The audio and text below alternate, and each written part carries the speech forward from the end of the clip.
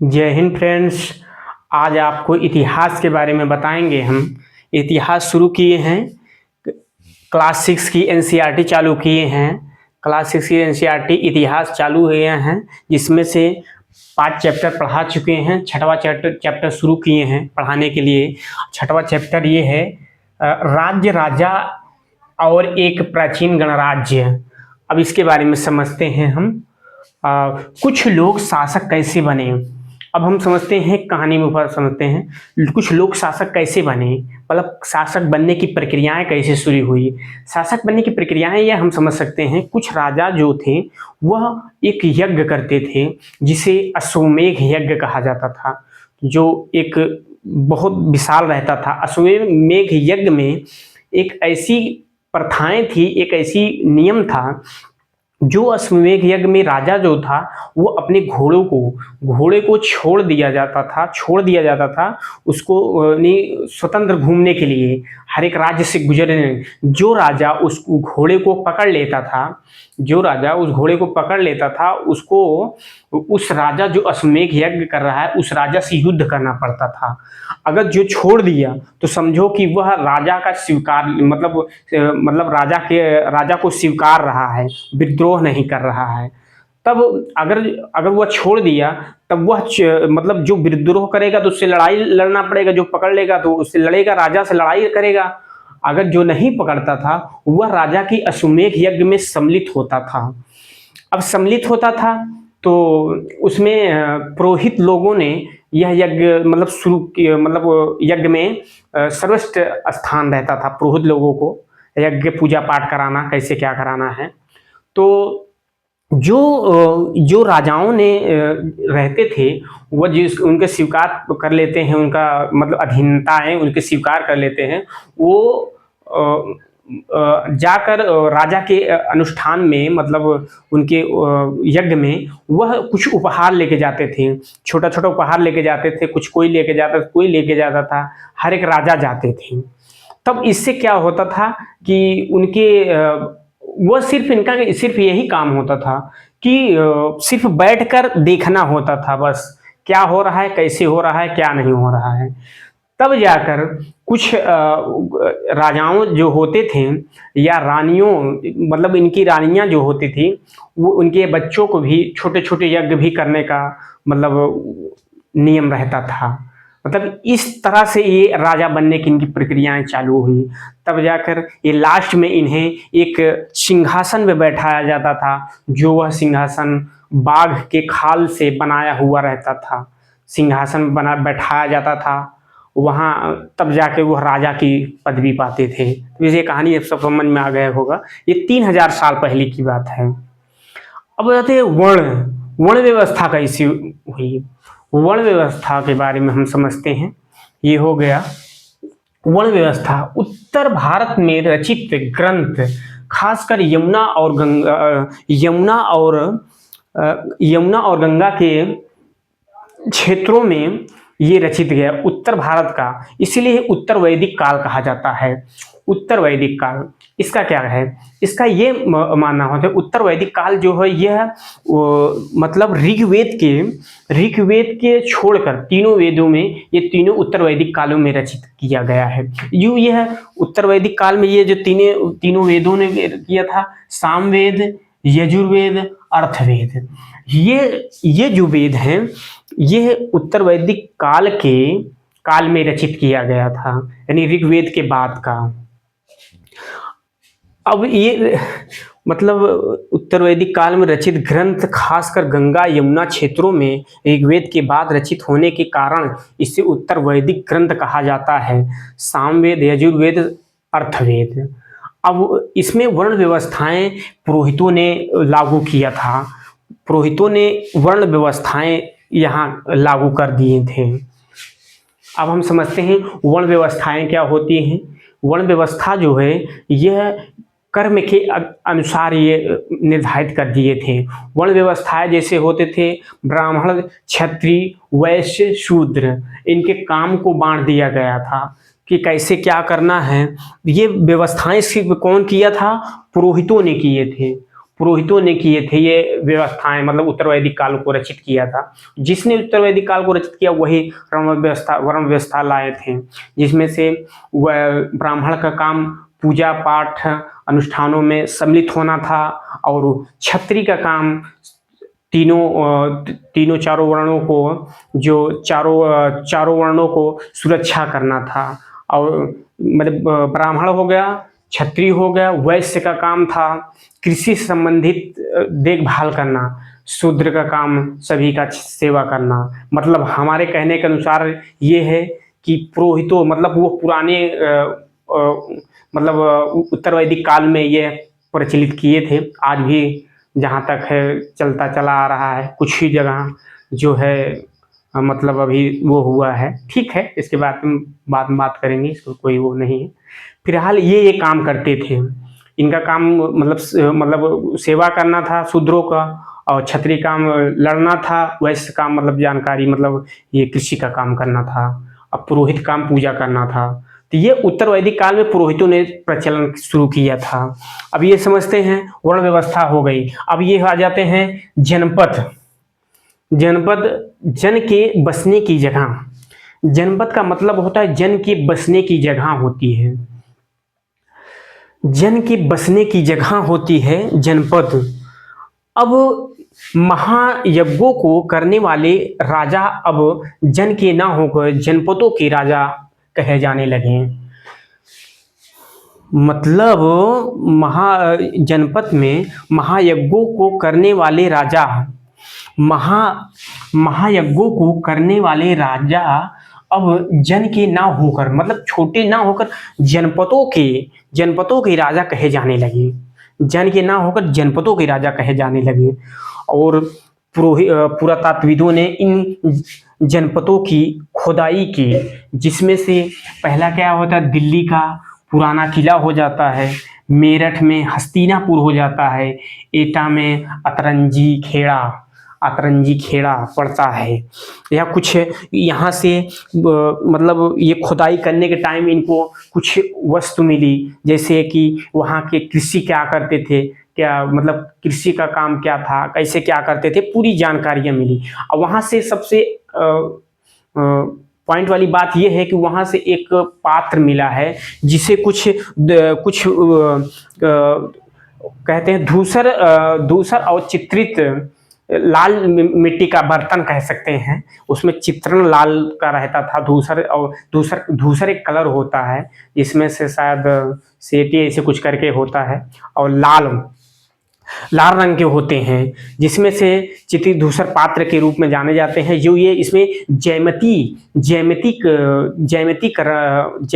आकार का चित्र बना होता है, ज्यामिति आकार का चित्र बना होता है, जो साधारण बना होता है, ये हो जाता है। अब ये इसके बारे में बता दिए आपको कहाँ कहाँ से खुदाई हुई है। दिल्ली पुराना किला हो गया, मेरठ के हस्तिनापुर, और एटा अतरंजी खेड़ा में एटा में पड़ता है, ये यूपी में पड़ता है, ये भी यूपी में पड़ता है। तो जनपद का मतलब समझते हैं, जनपद जन की बसने की जगह कहा जाता है, जनपद कहा जाता है। अब महाजनपदों के बारे में समझते हैं हम, महाजनपदों के बारे में समझते हैं, महाजनपद क्या है। अब महाजनपद का मतलब ये होता है, जैसे ये करीब 2500 साल पहले कुछ जनपद महत्वपूर्ण हो गए, मतलब कुछ जनपद जो हैं वो बहुत महत्वपूर्ण होने लगे, और उसे महाजनपद कहा जाने लगा। करीब 2500 साल पहले कुछ जनपद महाजनपद होने जाने लगे, उसे महाजनपद कहा जाने लगा। एक राजधानी हुआ करती थी, इसमें एक राजधानी भी हुआ करती थी। महाजनपद काल में अस्थाई सेना भी रखना शुरू कर दिए थे, वह किलेबंदी भी करते थे। अब इसका मतलब हम समझाते हैं। जो 2500 साल पहले महाजनपद जो फैला गया, जो महाजनपद हो गया, तो वहाँ पे एक राजधानी भी बना दी गई, और किलेबंदी भी कर दिया गया। किलेबंदी मतलब राजा बड़े बड़े किले बनाने लगे, और उसके बाद बगल ईंट और पत्थर सब जगह गड़वा कर, मतलब वो अपने या सुरक्षा के लिए बनाते थे, या फिर बनवाते थे अपनी समृद्धि दिखाने के लिए कि मैं इतना बड़ा राजा हूँ, और या अपने प्रजा पर रक्षा के लिए करवाते थे। मतलब ये अपना एक वो था, अपना डेवलप कर रहे थे, तो ये करते थे। अब अस्थाई सेना भी रखने, अस्थाई सेना का रख रखाव भी शुरू कर दिया था। अस्थाई सेना का मतलब ये हो जाता है, पहले जो था, पहले के राजा जो है वह सेना अस्थाई नहीं रखते थे, मतलब सेना रखते ही नहीं थे। जैसे गांव के लोगों, पहले ये होता था, गांव के लोग में झगड़ा अगर किसी से भी हुआ तो एक पूरा गांव मिलकर किसी पे आक्रमण करता था। चलो ठीक है, जितना पाएंगे हम लूट कर लाएंगे, उसके बाद सबको बराबर भाग, कुछ राजा रखेगा, कुछ जनता रखेगी, कुछ पुरोहित रखेगा, सबको ऐसे बंट जाता। मगर अब ये सिस्टम नहीं होगा। अब अस्थाई सेना रखी जाएगी, उसको वेतन दिया जाएगा, खाने के लिए दिया जाएगा, समय समय पर छुट्टी दिया जाएगा, मतलब सभी चीज सिस्टमेटिक सिस्टम से करने लगे। महाजनपद काल में ये करने लगे थे। अब महाजनपद काल में अब हम समझते हैं क्या क्या लगाए हैं महाजनपद काल में। आइए समझते हैं। कर। महाजनपदों के राजा अब उपहारों पर सीमित ना होकर नियमित कर लेने लगे। अब समझ में आया। पहले के राजा जो थे, इसके पहले जो 3000 से 3500 लगभग साल पहले की बात बता रहा हूँ, पहले के राजा थे वह उपहारों पे सीमित थे। कोई अगर उपहार ला दिया तो ठीक है, नहीं लाते थे कोई दिक्कत ना है, 3500 साल पहले। मगर ये महाजनपद के जब शासक थे, जो राजा थे, यह अब ये उपहारों पे सीमित नहीं थे। वह धीरे धीरे मतलब कि राजाओं या कृषकों या सबसे, मतलब राजा जो है कृषकों और सबसे उपहारों पे सीमित नहीं थे। ये अब कर लेने लगे पूरा, कितना कितना लेना है, क्या क्या लेना है। अब ये समझते हैं उपहारों पे सीमित ना होकर नियमित रूप से कर लेने लगे। अब हम समझते हैं ऋण पे कितना कर था। ये ऋण वाला महत्वपूर्ण कर जो था ऋण का था, जो 1/6वां भाग लिया जाता था। 1/6वां भाग लिया जाता था महाजनपद काल में, 2500 साल पहले। ये सबसे महत्वपूर्ण कर था, क्योंकि सब लोग 99% लोग कृषक थे, जो कृषि का काम करके वो अपना जीवन यापन करते थे। उसके बाद लोहार कारीगर को राजा के घर महीने में 1 दिन काम करना होता था। बताइए, लोहार या कारीगर को महीने में 1 दिन राजा के घर में काम करना होता था। ये टैक्स के रूप में काम करते थे, कि मतलब यह टैक्स के रूप में, मतलब वो अपना 1 दिन करके वो अपना टैक्स चुका लेंगे महीने में। और ये आ जाते हैं पशुपालक। पशुपालक जो है जानवरों के रूप में दे सकते हैं, या फिर उत्पादक के रूप में। उत्पादक मतलब ये हो जाता है वो अपने खाने योग्य चीजें जो होगा, दूध दही ये सब पहुंचाना होता था राजा के पास। अब ये कृषक वो हो गए, क्या बोलते हैं, पशुपालक हो गए। और व्यापारियों को व्यापार आयात निर्यात दोनों पे लगता था। मतलब लेने पे कर और देने पे कर, मतलब बेचने का भी कर होता था, लेने में भी कर होने लगा था। अब हम आते हैं आखेटकों संग्राहकों के बारे में। ये आखेटक और संग्राहक कौन थे? अब हमारे दिमाग में ये चलेगा आखेटक और संग्राहक कौन थे। वह लोग रहते थे जो जंगलों में रहते थे, जो आदिवासी लोग थे, जो अपना घर के लिए घर वहीं जंगल में ही रहता था। उनसे अब टैक्स कैसे लिया जाए, तब ये राजाओं ने अपने हिसाब से लगाया। उसे जंगलों से प्राप्त वस्तुएं, जड़ी बूटी, शहद जितने थे वो सबके टैक्स के रूप में देना होता था। अब कुछ लोगों का कहना है कि कृषि में परिवर्तन भी आया था। कृषि में परिवर्तन भी आया था क्योंकि वह लोहे का हल होने लगा। हल मतलब लोहे का हल यूज करने लगे, फाल बनाने लगे। पहले लकड़ी का होता था, लोहे के से होने से उपजाऊ कृषि, मतलब भूमि बहुत उपजाऊ हो जाती थी और ये कृषि अधिक होती थी। मतलब जो बीज थे पहले हम छींटते थे, पहले बीज छींट के बोया जाता था। मतलब प्राचीन काल में, बहुत पहले, मतलब महाजनपद काल में, पहले उसके पहले जनपद काल में छींट के बोया जाता। महाजनपद काल में क्या हुआ, अब उसको बराबर रोपाई होने लगी, तो उससे पेड़ जो है वो अधिक जिंदा होने लगे, मतलब बचने लगे। क्योंकि एक जगह रोपाई का मतलब एक जगह से उखाड़ निकाल कर वो दूसरे जगह लगाया जाता था। उससे क्या है, पौधे में मजबूती होती थी, खाद पोटास सब पाते पाते वो बड़ा होता था। इससे विकसित हुआ। ये काम कौन करता था? यह काम करते थे दास दासी, भूमिहीन भूमिहीन किसान भी, भूमिहीन किसान भी करते थे, भूमिहीन किसान भी करते थे, ये काम करते थे। अब इसमें समझ में आया कृषि में परिवर्तन कैसे आया। अधिक कृषि को लेने लगे, टैक्स लेने लगे कि लोहे का फाल भी आ गया, जुताई भी होने लगी, अच्छा कृषि पैदा होने लगा, धन का रोपण को करने लगे, मतलब लगाने लगे, और ये काम दास दासी और भूमिहीन किसान भी करने लगे थे। ये सूक्ष्म निरीक्षण मगध। अब इसके बारे में समझते हैं, मगध के बारे में समझते हैं। मगध सूक्ष्म निरीक्षण मगध के बारे में समझते हैं। 200 सालों के भीतर सबसे शक्तिशाली जनपद बन गया था। अब समझ में आया, 200 सालों में भीतर ही ये मगध जो था, सिर्फ 200 सालों में यह एक विशाल साम्राज्य बन गया। मगध साम्राज्य 2 सालों के भीतर सबसे शक्तिशाली जनपद बन गया था। मगध से सोन व गंगा होकर गुजरती थी। अब समझ में, मगध से सोन और गंगा नदियां होकर गुजरती थी। यह सोन नदी और गंगा वहां के भूमि को उपजाऊ बनाती थी। वहां जंगल बहुत थे। मगध में जंगल रहते थे, एक बहुत बड़ा विशाल एक हिस्सा जो है जंगल ही था वहां पर, जो मगध में। वहां तमाम प्रकार की वस्तु पाई जाती थी, जैसे हाथी पाए जाते थे, लकड़ी पाई जाती थी, घोड़े यानी जंगली जानवर बहुत पाए जाते थे। हाथी को वहां से लेकर वह शिक्षित किया जाता था। जंगलों से हाथी को करके प्रशिक्षित किया जाता था। उसके बाद वह लड़ाइयों या रथों में बांधकर लड़ाइयों में यूज किया जाता था। अब यह एक वो हो जाता है कि सिकंदर, मेसिडोनिया का शासक सिकंदर, लगभग 2300 वर्ष पहले की बात है।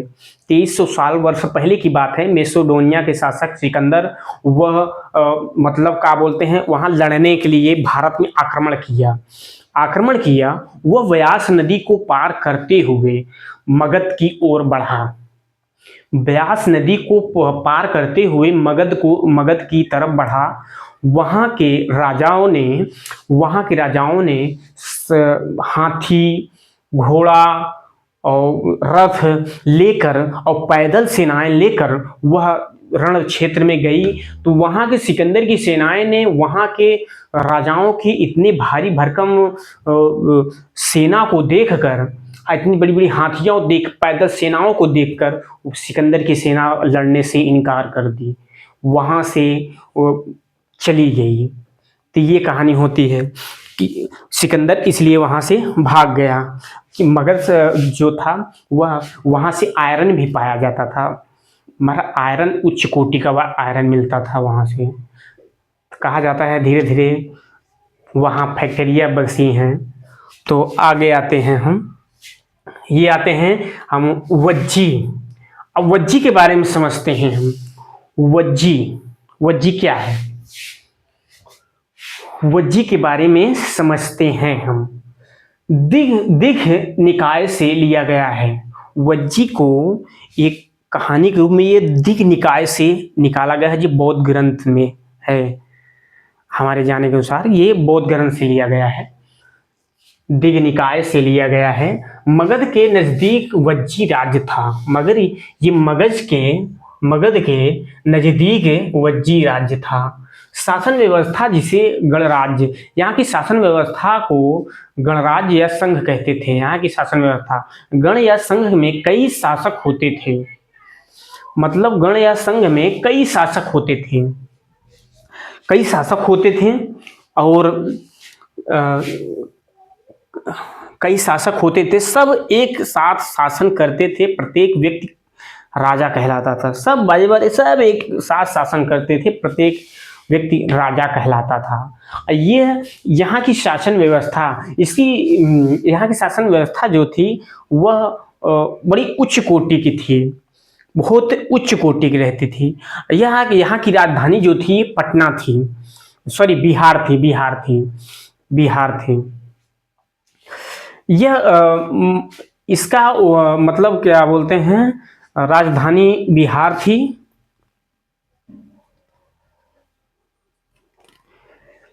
यहाँ के जो राजा थे यहाँ के राजा अजातशत्रु जी थे। अजातशत्रु यहाँ के राजा अजातशत्रु ने आक्रमण करना चाहते थे वज्जी पर, तो जिसमें से अपने मंत्री वास्कार को ये बुद्ध के पास भेजे। बुद्ध ने इनसे पूछा क्या वज्जी का मतलब नियमित रूप से चल रही है, वज्जी नियमित रूप से चल रही है, इनकी बैठकें सीमित हो रही है समय समय से कि नहीं हो रही है, इसके बारे में पूरी जानकारियां ली। अब कहा जाता है कि महावीर बुद्ध ने यह उपदेश दिया था कि वज्जी का जब तक समय समय पे मतलब निरीक्षण या बैठक होती रहेगी, जानकारियां और बूढ़ बच्चे को मतलब वरीयता मतलब उनकी शिक्षा सब कुछ ये देते रहेंगे, मतलब उनको सम्मान करते रहेंगे, तब तक ये वज्जी पर कोई आक्रमण नहीं कर पाएगा। तब उसके बाद लगभग गुप्त काल के शासकों ने इस पर आक्रमण किया, उसको जीता वज्जी को। अब हम आ जाते हैं एथेंस के बारे में समझते हैं। यह लगभग 2500 साल पहले एक शासन व्यवस्था थी, जो यह प्रजातंत्र या गणतंत्र कहते थे। व्यवस्था 200 साल तक चली, 200 साल तक चली, जो 30 साल से अधिक पुरुषों को नागरिकता मिली थी। 30 साल से अधिक पुरुषों को नागरिकता मिली थी यहाँ जो है एथेंस में। और ये यहाँ मतलब दासों को नागरिकता नहीं मिली थी, और दासों को, विदेशियों को और कुछ कृषिकों को इसको नहीं मिली थी वरीयता एथेंस में। 40 साल में 40 बार